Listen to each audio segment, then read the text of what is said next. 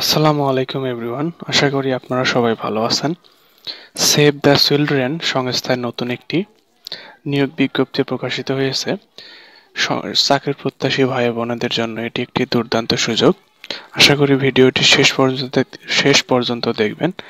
আর আপনি আমার চ্যানেলে নতুন হলে অবশ্যই চ্যানেলটি সাবস্ক্রাইব করে রাখবেন।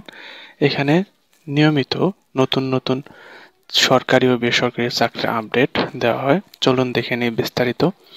সরকারি সংস্থা সেভ দ্য চিলড্রেন জনবল নিয়োগের জন্য নিয়োগ বিজ্ঞপ্তি প্রকাশ করেছে। প্রতিষ্ঠানটি অফিসার পদে লোক নেবে।